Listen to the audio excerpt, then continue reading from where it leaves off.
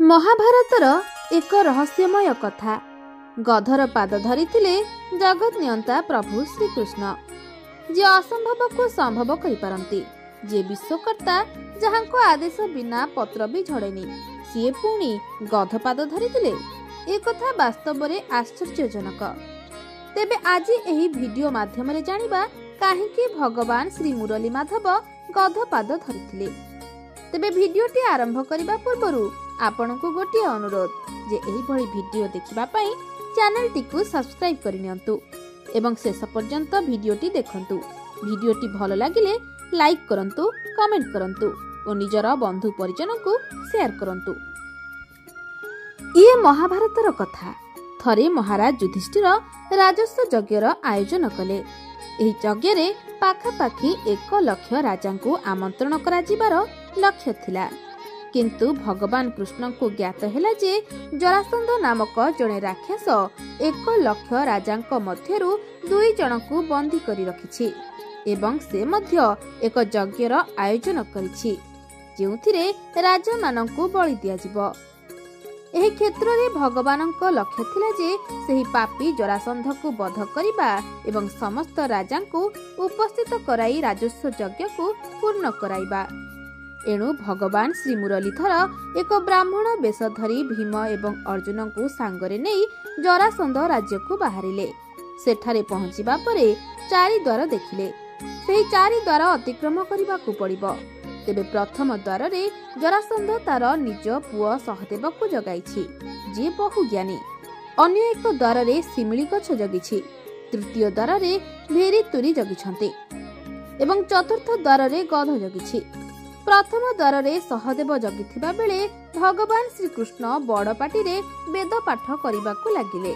थरे भाबंतु, जगतकर्ता जेतेबेले मंत्रवेद ध्वनि उच्चारण करिवे सेतेबेले कोन हेबो।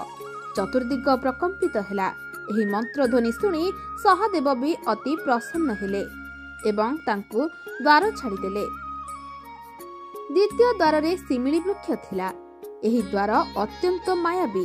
एही द्वार पाखकु गले ठुंटा सिमिली वृक्षटी हठात पुष्पित होई जाय। आउ एही सिमिली फुलर बास्ना जरासंध पाखकु गले से जाने जे केही शत्रु प्रवेश करिबाकु चाहुछि।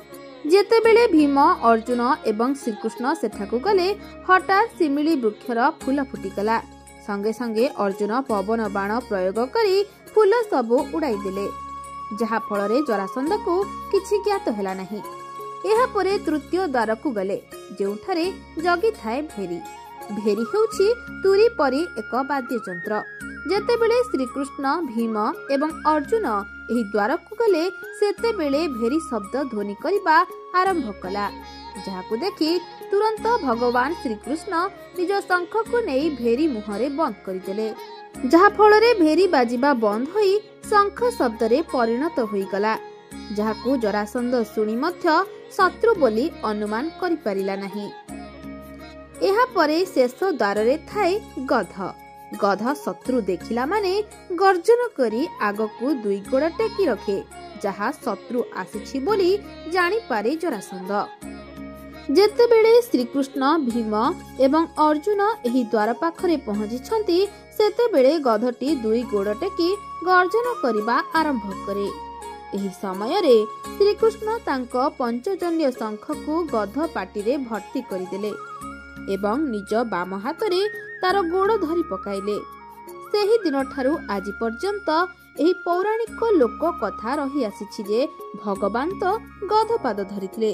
तेबे दर्शक बंधु, आजिर एही भिडियोटी केमिति लागिला कमेंट माध्यम रे निहाती जणांतु एवं ब्यूटी ऑफ भक्ति चैनल को सब्सक्राइब करिनियंतु। जय श्री कृष्ण।